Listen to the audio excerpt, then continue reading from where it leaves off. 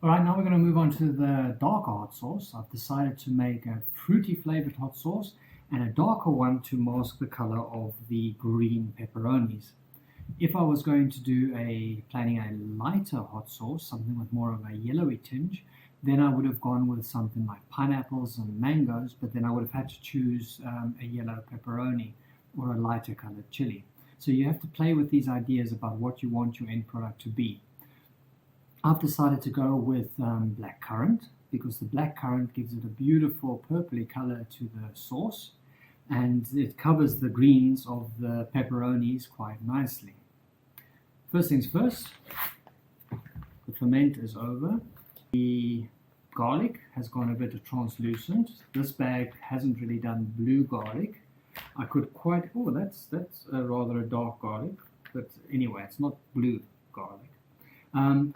I think it's been going long enough at this point, same time as the other red sauce. Let's open it up, let's give it a smell.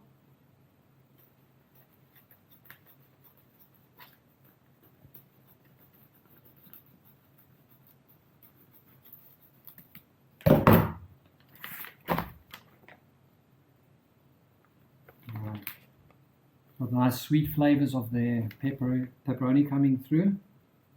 You don't smell the habaneros. It's tinged my packet a rather nice color. Alright, let's see. I'm going to turn on my monitor, my pH reader, and just see what the pH of these ones are. I think the last one, the red ones, were 4.5.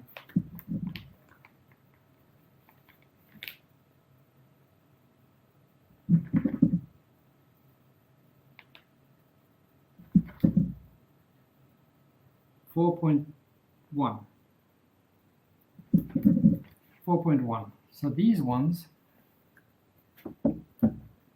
this batch, although they were exactly the same batch, exactly the same amount of time, is actually slightly more acid than the others.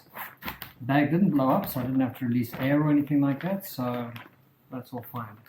We're going to top this into our blender.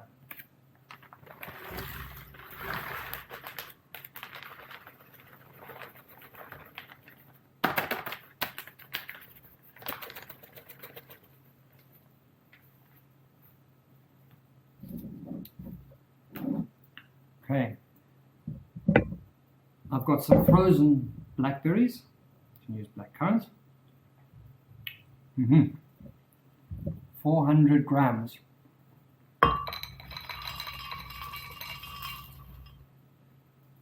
I've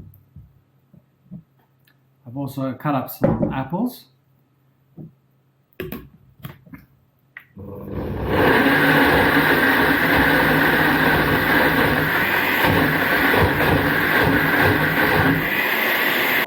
They're still quite frozen, so let's try and give it a bit of fluid. I like to add a glass of vinegar. I've got apple cider vinegar.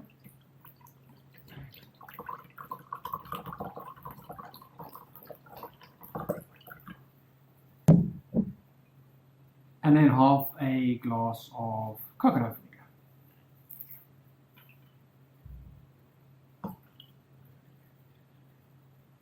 I find that the two flavors offset each other quite nicely. The apple cider's got quite a strong taste, the coconut vinegar has a milder taste, and that should bring the pH down.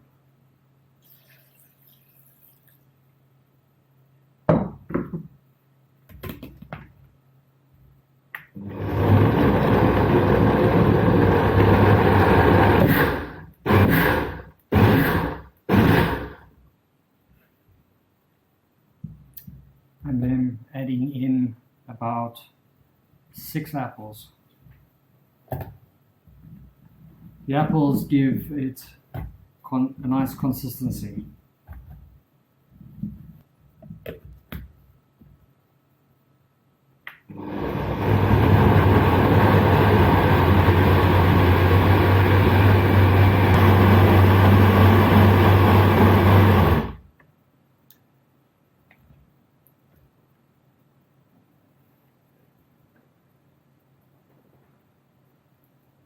We can see that the consistency is not yet all that great. It's a bit more like a smoothie at this point. It's probably because of the frozen fruits. So I'm going to give this a bit of time to settle, but we can taste it. It's got the sweetness of the berries coming through, except it's got quite a strong bite from the habaneros.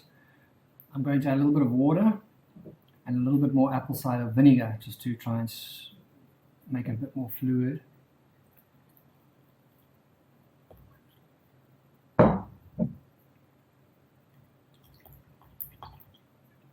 And then, because it's not sweet enough,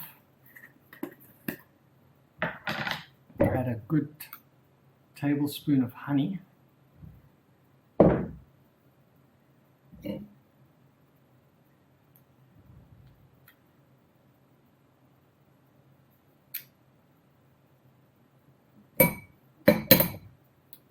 And about a teaspoon of cinnamon.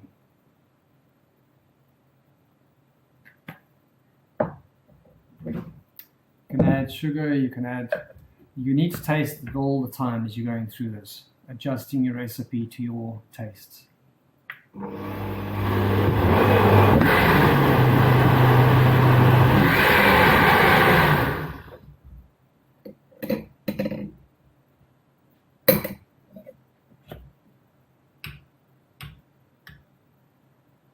It's a little bit more runny, which is nice. You want to be able to pour it. Let's see what the flavor's like.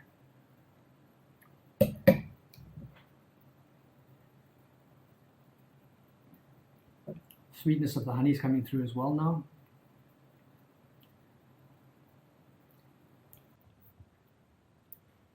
Okay, put the mixture into a large pan and slowly bring it to a simmer. You can see it is bubbling ever so slightly there. If you have a temperature thermometer, bring the temperature up to 80 degrees and hold it there for 20 minutes. That stops any fermentation from happening further in the bottles and creating bottle bombs.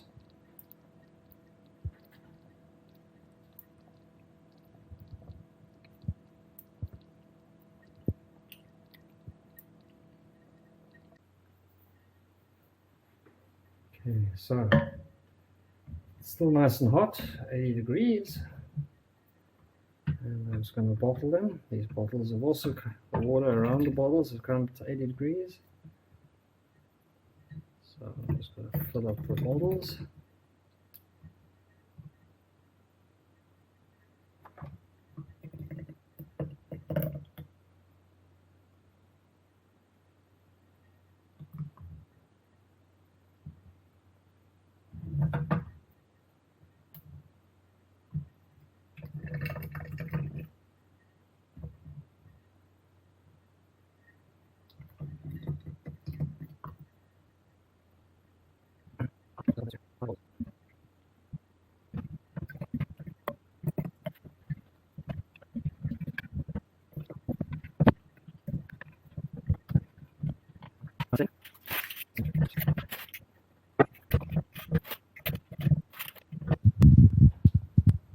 Alright, so bottled at 80 degrees and turn on their heads. That should sterilize the tops as well. Let that cool down. In this particular batch, I didn't leave much of a headroom. I actually filled the bottles up all the way. I've left a lot of headroom before, and it just contracts, and then it pulls back into the bottle. But anyway, that's just, I think, probably personal preference. We'll see what happens to this batch.